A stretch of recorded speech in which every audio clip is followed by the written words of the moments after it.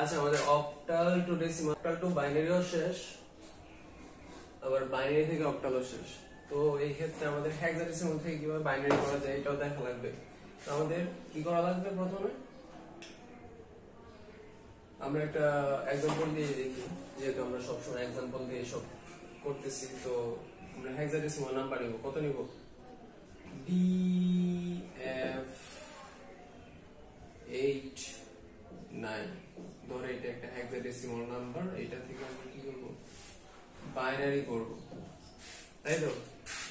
তো বাইনারি করার জন্য প্রথমে আমাদের দেখা লাগবে যে আমরা কয় সংখ্যা নিয়ে কাজ করব, তাই তো। হেক্সাডেসিমালে কি আছে, 2 to the power n equal to 16 যদি হয় তাহলে কি হবে, 2 to the power n equal to 2 to the power 4 equal to n equal to 4। তো আমাদের হেক্সাডেসিমাল সব 4 বিটের হবে, তাই তো। এখানেও 4 বিটেরই আছে। তো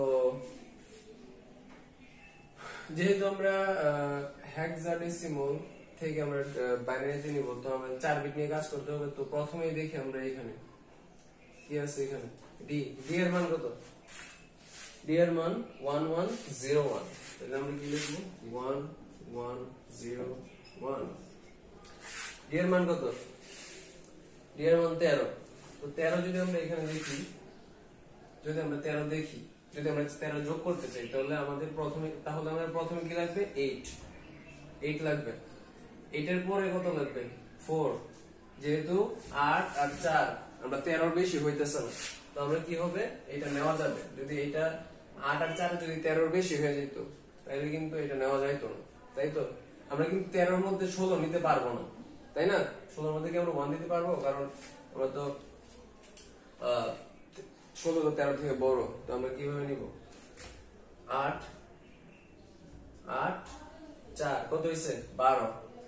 12 সাথে যদি আমরা 2 যোগ করি কত হয়, 14 হয়। তো 14 হইলে তো আর এখানে 13 থেকে বেশি হয়ে যাচ্ছে, তো আমাদের এটা নেওয়া যাবে না, এটার মধ্যে কি 0 হবে, তাই তো। 12 আর 1 13 হইছে 13, 1101। তাহলে এটার মান কত হবে, 13। 13 মানে কি, বি, যেটা এটা, ওকে। তারপর কি এফ, এফ এর মান কত, 15। এফ এর মান কত, 15। তো এফ এর মধ্যে কি হবে, 16 তো 15 থেকে বড়, তাই তো। তো 16 তো আর নেওয়া যাবে না, তো আমাদের কি নেওয়া লাগবে, প্রথমে 8 নেওয়া লাগবে। তো 8 এর পরে কি নিব, 8 এর পরে আমরা 4 যোগ করব। 4 যোগ করে দেখবো যে আমরা 15 বড় হয় কিনা। আমাদের 4 যোগ করলে 15 বড় হয় না, তো আমরা কি এটার মধ্যে 1 দিব। কত হইছে আমাদের, 12 হইছে। 12 হওয়ার পর আমরা 2 যোগ করব। 2 যোগ করার পরে দেখবো যে আসলে আমাদের কি 15 বেশি হইতেছে না, তো এখানেও 1 হবে। তারপর আমরা 1 যোগ করব। 1 যোগ করলে যদি আমরা 15 বেশি হয়ে যায় তাহলে তো 1 হবে না। তাইলে আমাদের কি হইতেছে, 8 আর 4 12, 12 আর 2 14, 14 আর 1 15। তার মানে কি এফ এর মান কত, 15। তো এখানে কত হবে, 1 1 1 1, ওকে। এখন 8, আমরা 8 নিব। যেহেতু আমাদের এখানে 8 আছে অলরেডি, তো আমাদের ডাইরেক্ট এটার নিচে আমাদের 1 বসবে। আর 8 এর পরে তো যেগুলো যোগ করি সব এটার বড় হয়ে যাবে, তো এখানে সব 0। তার মানে কি, এই যে এটার মান কত হবে, 1 0 0 0, ওকে। তারপর আমাদের কি আছে, 9 আছে। আমাদের 8, যেহেতু 8 এটার সাথে 4 যোগ করলে 12, 12 তো 9 এর থেকে বড়। 8 এর সাথে 2 যোগ করলে 10, 10 ও 9 এর থেকে বড়।